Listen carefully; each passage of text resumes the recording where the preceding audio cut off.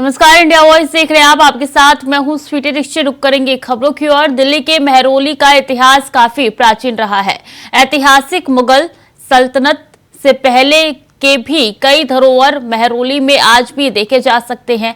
ऐतिहासिक मेहरौली, आज के मेहरौली में क्या क्या चीज बदली है और आने वाले दिनों में जन सुविधा को लेकर क्या काम करने की जरूरत है, इसके लिए school of art and architecture Sushant university द्वारा एक सर्वे किया गया है, जिसके अंतर्गत मेहरौली के इतिहास को दर्शाया गया है और उसके साथ ही आज के मेहरौली में कैसे सुधार किया जाए, सड़क, बिजली, पानी एवं अन्य सुविधाएं कैसे बेहतर की जा सकती है, इसको लेकर यह सर्वे किया गया है। दरअसल मेहरौली वार्ड 155 की पार्षद रेखा महेंद्र चौधरी ने निवेदन पर यूनिवर्सिटी के छात्रों में इस सर्वे की शुरुआत लगभग 6 महीने से शुरू कर दी थी, जो बीते 5 नवंबर को छात्रों ने एक प्रेजेंटेशन के माध्यम से बताया कि आज के समय में मेहरौली को और सुंदर बनाया जा सकता है। वहीं रेखा महेंद्र चौधरी ने कहा है कि ये एक पायलट प्रोजेक्ट है और उनकी कोशिश रहेगी कि मेहरौली वार्ड को एक बेहतर वार्ड बनाने के लिए वो हर स्तर पर इस पायलट प्रोजेक्ट के लिए काम करेंगे। आज जो प्रोजेक्ट जो दिखाया आपने यहाँ पे, क्या लगता है कि इससे जो मेहरौली वार्ड और पूरा जो क्षेत्र है उसको कितना प्रमोट मिलेगा? क्योंकि हर क्षेत्र में यहाँ पे मोनूमेंट की भी बात कही गई और यहाँ के लोगों की समस्याओं के बारे में। जी, हम अपनी तरफ से पूरी कोशिश करेंगे इसको साकार करने की, सपने को। ये जितना भी ये सब कार्य हुआ है, तो ये आगे आने वाले दिनों में जो आपकी कार्य पद्धति है उस पर भी इसका असर पड़ेगा। जी देखिए, अगर भविष्य की नींव जब रखी जाती है तो उसके लिए एक विचार होना बहुत ज़रूरी है। अगर आपके मन में विचार नहीं है तो कभी भी आप भविष्य की नींव नहीं रख सकते हैं। तो ये एक विचार है, जिस विचार को साकार करने के लिए हम दिल्ली सरकार, हमारी केंद्र सरकार, हमारे एमपी सभी को मिला के इस प्रोजेक्ट पे काम शुरू करने जा रहे हैं। क्योंकि मेहरौली जो है दिल्ली की पहली नींव जिसे माना जाता है, दिल्ली का, जिसे दिल्ली का बोलते थे, फिर दिल्ली का बोलने लगे, फिर दिल्ली बोलने लगे। तो जो इसका स्वर्णिम इतिहास है, उसके जो बिखरे हुए हमें पहलू मिले हैं, उन्हें संवारने का काम हम कर रहे हैं। उसी का रूप आज आपने एक यहाँ झलकियों के रूप में देखा है। और यूपी पुलिस का स्टिकर लगी स्कॉर्पियो से लखनऊ एक्सप्रेसवे पर रील बनाकर रंगबाजी की गई है। रील बनाने का शौक युवाओं के सर चढ़कर बोल रहा है। अब शहर की गली मोहल्ले, कॉलोनी के बाद हाईवे और एक्सप्रेसवे भी सुरक्षित नहीं है। रील बनाने के चक्कर में लड़के हाईवे पर स्टैंड करते दिख रहे हैं। वहीं गाड़ी के शीशे पर ब्लैक फिल्म और बिना नंबर के हाईवे पर तेज रफ्तार में दौड़ने के साथ ही यूपी पुलिस का लोगो लगी स्कॉर्पियो कार चर्चा का विषय बन गई है।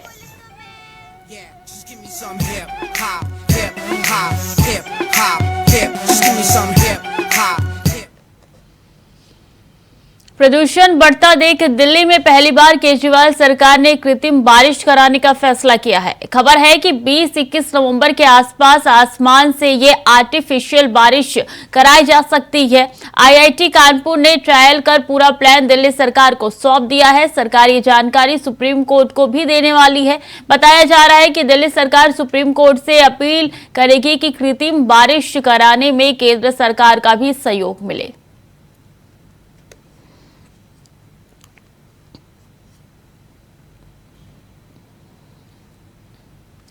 अजय चौहान दिल्ली से ज्यादा जानकारी के साथ जुड़ गए हैं। अजय, ये कृत्रिम बारिश का प्लान कितने दिनों से चल रहा था, क्या धरातल पे नजर आएगा? सूची देखिए, जिस तरह से दिल्ली की आबोहवा जहर की मात्रा काफी मात्रा में घुल चुकी है, ऐसी स्थिति में मुख्यमंत्री ने 2 दिन पहले ही इसकी बैठक की थी अपने अधिकारियों के साथ में। स्वास्थ्य मंत्री और उसमें पर्यावरण मंत्री भी मौजूद थे। ये फैसला जब भी लिया गया है, लेकिन कृत्रिम बारिश जो होती है वो बड़ी समस्याओं के साथ होती है, क्योंकि कोई ऐसे बारिश नहीं होती है।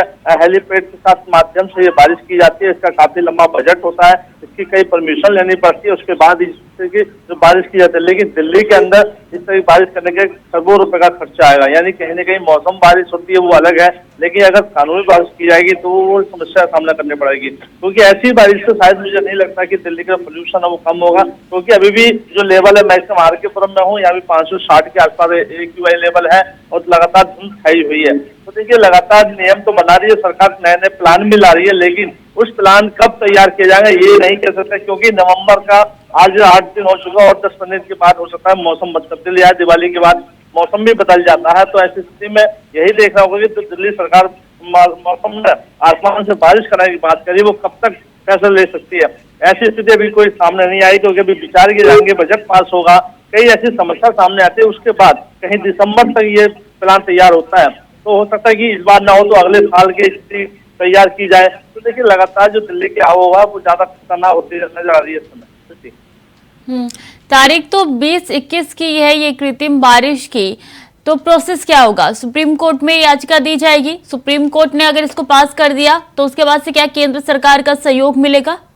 देखिए यही है, क्योंकि ये पहले दिल्ली सरकार एक लेटर सुप्रीम कोर्ट को देगी, सुप्रीम कोर्ट भी केंद्र सरकार के अधीन जाएगा। तो कहने के जो चर्चा है, जो लेटर है वो घूमेगा, तो उसमें समय लग जाता है, क्योंकि कोर्ट आज अगर लेटर देती है दिल्ली सरकार तो कल ही कोई फैसला लेगी, उस पर निर्णय लेगी कि किस तरह से ये बारिश कराई जाएगी, कहाँ से कराई जाएगी, और इसका जल की पूर्ति कहाँ से होगी, हेलीकॉप्टर से इसको जो टैंक होते हैं उनमें उसको हिसाब से बारिश की जाएगी। तो देखिए काफी लंबा प्रोग्रेस होता है। तो शायद जो 21 तारीख का समय दे रखा है, तो वो तो अब दिल्ली सरकार ही बताएगी 21 तारीख को अपनी तरफ से बारिश कराएगी सुप्रीम कोर्ट से। तो केंद्र सरकार से भी इसकी परमिशन लेनी पड़ेगी, उसके बावजूद भी दिल्ली के अंदर इस तरह की बारिश कराई जा सकती है।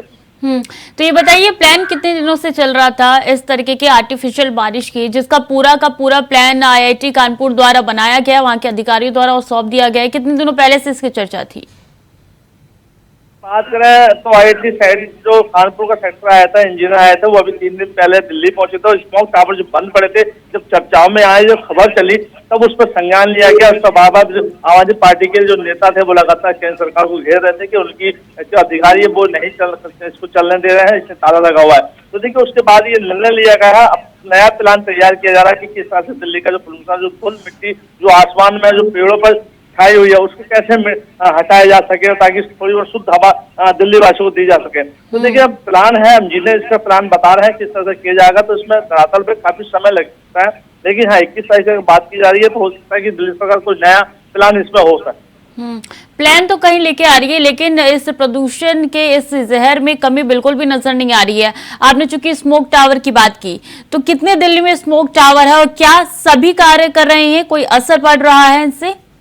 अभी तक जो दिल्ली के अंदर 3 स्मोक टावर लगाए गए थे, तीनों के तीनों फिलहाल बंद है, यानी कोई भी स्मोक टावर नहीं चला है। लगातार मीडिया भी इस खबर को अब तक करा रही है, ताले बंद पड़े हैं, लेकिन उसका रखरखाव उसका जो मेंटेनेंस है वो अभी तक नहीं हो पाया है, क्योंकि इंजीनियर जरूर पहुंचे हैं दिल्ली, उसकी छानबीन कर रहे हैं, जांच कर रहे हैं कहाँ पर क्या टेक्नोलॉजी जो खराबी है उसको कैसे ठीक किया जाए, क्या इसका लेवल वैक्यूम लेवल नापा जा रहा है। तो देखिए जब पूरी तरह से संतुष्टि हो उसके बाद में उनको चालू किया गया, लेकिन अभी इसलिए है कि वो बंद पड़े हुए हैं।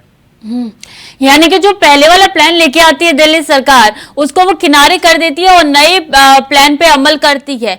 अगर वो पहले वाला प्लान पे अमल करती निरंतर, और अगर उनकी तरफ से लगातार ही किया जाता, तो शायद हो सकता अजय कि आज जो स्थिति है वो स्थिति ना होती। बिल्कुल, देखिए दिल्ली सरकार की नई नई नीति होती है, वो हमेशा बनाती है और हमेशा मिटा देती है। उनको चर्चाओं में रहना बहुत जरूरी होता है, मीडिया के सामने रहना बना जरूरी होता है कि हम बयान तो कर देते हैं। अब ऑर्डिनरी की अगर हम बात करें, ऑर्डिनरी लागू कर दिया गया है, स्मोक की बात करें, बात करें हेडलाइट ऑपरेटर, तो कोई ऐसा भी नियम नहीं बनाया गया, ना ही कोई ऐसी वॉलंटियर रेड लाइट पर खड़े हुए हैं। लेकिन हाँ, पर्यावरण मंत्री ने गुलाब बांट दिए, एक दिन का प्रदर्शन बंद कर दी कि हमने ये करते, लेकिन अभी भी दिल्ली के अंदर कहीं भी इस तरह की स्थिति देखने को नहीं मिलेगी। गाड़ी ऑफ हो जाती है, ऑन हो जाती है, या वॉलंटियर वहाँ पे गाइडलाइन, क्योंकि पहले क्या होता था कि दिल्ली सरकार के बोर्ड हमेशा लगे रहते थे हर हेडलाइट पर कि दिल्ली सरकार ने नया एक नियम बनाया है, गाड़ी ऑफ गाड़ी ऑफ। तो देखिए कहीं ना इस समय नहीं है, लेकिन हाँ ये जरूर है कि घोषणाएं हो जाती है, लेकिन वो कब तैयार होती है, कब उसको लागू किया जाता है, ये शायद दिल्ली सरकार कब बताएगी, ये तो जनता को ही पता भी नहीं होता है। अगर मौजूदा स्थिति की बात की जाए तो AQI लेवल सबसे ज्यादा कहां पे खतरनाक श्रेणी में पाया जा रहा है अजय? देखिए अगर बात करें दिल्ली के अंदर कई ऐसी जगह अभी भी आर के पुरम 560 है, जो कि काफी खतरनाक, जो कि VIP एरिया लगाता है, यहाँ पे जो ट्रैफिक है वो भी कम है, उसके बावजूद यहाँ स्थिति खराब है। देखिए NCR के अंदर काफी होता है, क्योंकि आउटडोर की जो गाड़ियां होती हैं, ट्रैफिक होता है, वहां पर आता है, लोग वहां दूर से जाते हैं, चाहे ट्रक हो, चाहे सब्जी मंडी के आसपास की बात करें, वहाँ भी काफी एक लेवल होता है। क्योंकि अगर सब्जी और खाने से मेरा सामान नहीं आएगा तो दिल्ली वासियों को समस्या खड़ा होता है, क्योंकि रेट और भाव बढ़ जाते हैं। तो ऐसी स्थिति में दिल्ली सरकार ने गाड़ियों रोक तो लगा दी है, लेकिन क्या आगे का जो भविष्य है, जो लोगों की महंगाई है, वो क्या दिल्ली सरकार रोक पाएगी? इसमें भी एक समस्या खड़ी हो जाती है। तो देखिए, कई जगह कहीं 460 है, कहीं 560 है, कहीं 900 के आसपास है। तो ऐसी स्थिति दिल्ली की बनी हुई है और अभी भी 9:15 का समय हो चुका है, लेकिन आसमान में पूरी तरह से धुंध छाई हुई है और सूरज जो देवता है वो अभी भी धुंधले से महसूस जो दिखाई दे रहा है। सुबह और शाम के वक्त ये AQI लेवल ज्यादा ऊपर तक पहुंच जाता है, लेकिन दोपहर के वक्त ये मीडियम रहता है। श्रुति देखिए, अगर बात करें सुबह शाम की, तो जो पूरे दिन का जो ट्रैफिक का होता है, जो धूल मिट्टी होती है, वो पेड़ों पर हवाओं में जम जाती है, तो रात को शांत माहौल बना होता है। तो दिन में जो होता है गाड़ी ट्रैफिक चलता है, जो थोड़ा सा जो रोड की बात कर ले तो कोई चीज अगर जाती है तो वो साफ करते चली जाती है, तो कहेंगे उसका जो ग्राउंड है वो गिर जाता है। लेकिन जब वो शांत हो जाता है तो उसका एक लेवल बढ़ जाता है, क्योंकि वो कहीं नहीं जा पाता। हवाएं भी अभी भी 8 किलोमीटर प्रति घंटे की स्पीड से चल रही है, क्योंकि हवाएं भी नॉर्मल है। अगर तेज चला तो हो सकता है इससे भी काफी प्रभाव पड़ सकता है। लेकिन यही होता है कि अगर जब शांति होती है तो कहीं ना कहीं इसकी स्थिति बिगड़ती नजर आ रही है। सुबह सुबह बहुत ज्यादा होता है, क्योंकि प्रदूषण ज्यादा होता है उस समय। जी बिल्कुल, अब देखना होगा कि आगे चल के प्रदूषण का लेवल कम होता है, इसी तरीके से आगे बढ़ता रहता है। बहुत बहुत शुक्रिया आपका जो तमाम जानकारियों के लिए। वक्त चला छोटे से ब्रेक का, चल लौट रहे हैं। ब्रेक के बाद एक बार फिर से स्वागत है आपका। खबरों में आगे बढ़ेंगे। बिहार के मुख्यमंत्री नीतीश कुमार का अपने सियासी कार्यकाल में सबसे कठिन समय से सामना हो रहा है, इसलिए वो खुद पर शर्म कर रही है। बिहार विधानसभा में दिए विवादित बयान पर सीएम नीतीश कुमार ने माफी मांगी है। सीएम नीतीश कुमार ने कहा है कि जिन लोगों को बयान से ठेस पहुंची है, मैं उनसे माफी मांगता हूं। इसके साथ ही उन्होंने कहा है कि निंदा करने वालों का भी अभिनंदन करता हूं। नीतीश कुमार ने कहा है कि महिला उत्थान के समर्थन में बात कही। बिहार के मुख्यमंत्री नीतीश कुमार के विवादित बयान के खिलाफ कई शहरों में प्रदर्शन हो रहे हैं। बीजेपी नीतीश के इस्तीफे की मांग कर रही है। हंगामा बढ़ा तो नीतीश ने 24 घंटे के अंदर अपने बयान पर माफी मांग ली, लेकिन सवाल है कि विधानसभा में महिला विधायकों की मौजूदगी में नीतीश इतना असभ्य और गैर जिम्मेदार ना बयान कैसे दे सकते हैं। भले ही वो कह रहे हैं कि उनका इरादा किसी को आहत करने का नहीं था, लेकिन बयान के वक्त उनकी बॉडी लैंग्वेज और उनके चेहरे पर हंसी कुछ और ही बयां कर रही है। वो इंडी अलायंस के नेता ने विधानसभा के अंदर, जिस सभा में माताएं बहनें भी मौजूद थी, कोई कल्पना नहीं कर सकता है ऐसी भाषा में बद्दी बातें की।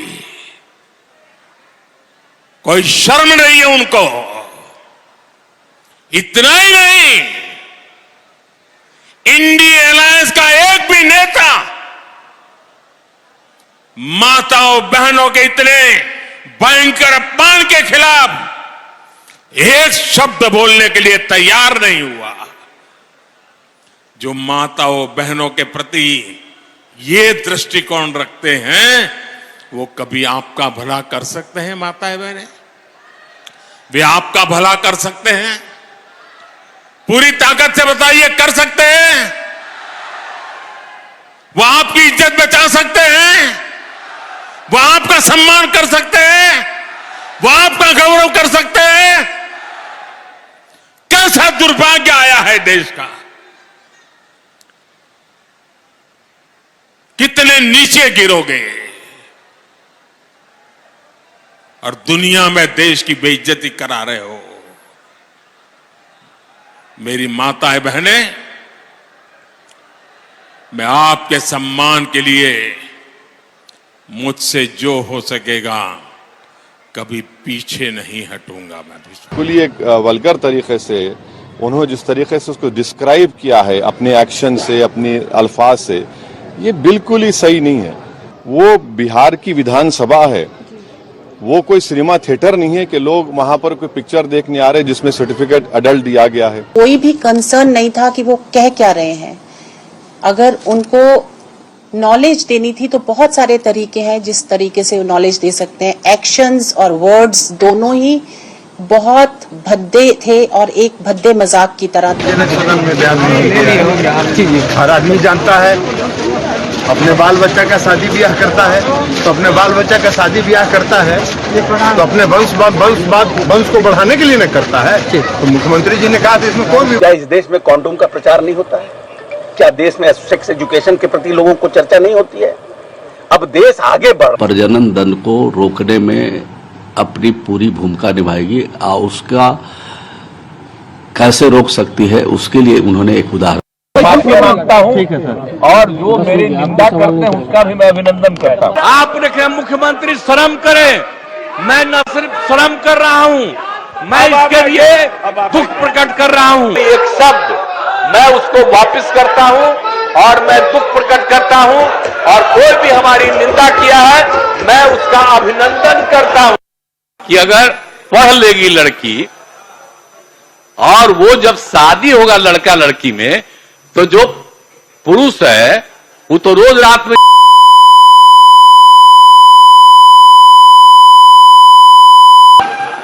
और लड़की पढ़ लेती है तो हमको मालूम था कि वो करेगा ठीक है, लेकिन अंतिम में करता तो है तो उसी में आप समझ लीजिए संख्या घट रही है। सिद्धार्थनगर जिले के शौतरगढ़ थाना क्षेत्र के कोटिया में बीती रात चोरी की घटना सामने आई है, जहां चोरों ने एक घर में घुसकर 12 लाख रुपए लूट लिए हैं। वहीं घर के लोग गांव में मदद की गुहार लगाते रहे मगर कोई नहीं आया। वहीं पुलिस घटने के लगभग 1 घंटे के बाद पहुंची। पुलिस ने मामला दर्ज कर कार्रवाई शुरू कर दी। मुंह बांधे हुए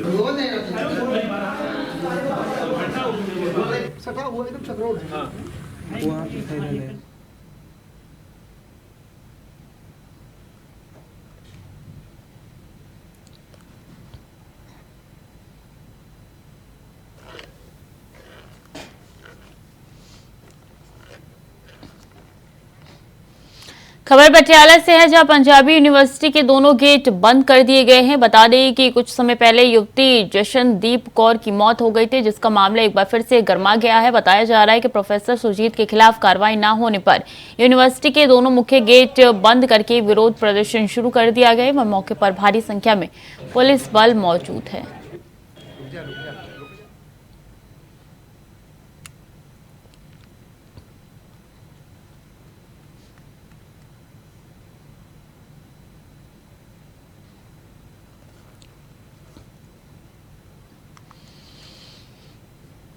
खबर गाजियाबाद से है, जहां पिंकी और टोनी गैंग में खूनी जंग हो गई है। बता दें कि महिला गैंगस्टर और दूसरे गैंगस्टर के बीच गैंग वॉर हुई। वहीं शूट आउट में 3 बदमाशों को गोली लग गई। साथ ही मौके पर 5 तमंचे और 18 खाली खोखे मिले हैं। गोली लगने से दोनों गैंग के 3 लोग घायल हो गए। 24 नामजद सहित 12 अज्ञात के खिलाफ केस दर्ज किया गया।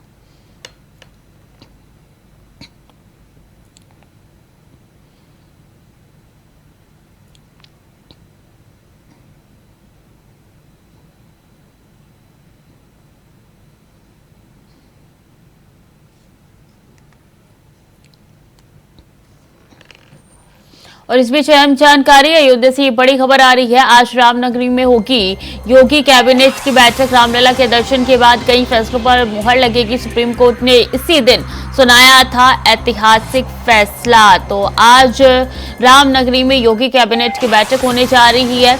आज रामनगरी में योगी कैबिनेट की बैठक बता दें तकरीबन 12 बजे शुरू होगी। 11 बजे सीएम योगी आदित्यनाथ रामनगरी यानी कि अयोध्या पहुंचेंगे और आज के दिन सुनाया था ऐतिहासिक फैसला सुप्रीम कोर्ट ने। और जब राम मंदिर बनने का जो फैसला आया था उससे हर कोई प्रसन्न था। अब देखिए योगी कैबिनेट की बैठक अयोध्या में होने जा रही है। रामलला के दर्शन के बाद कई ऐसे फैसले जिस पे मुहर लग सकती है। तो योगी कैबिनेट की बैठक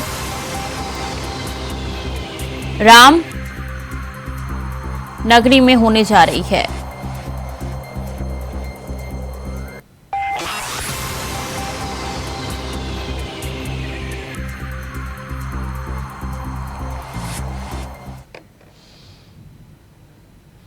तो फिलहाल के लिए बुलेटिन में इतना ही। खबरें लगातार जारी है, देखते रहिए इंडिया वॉइस।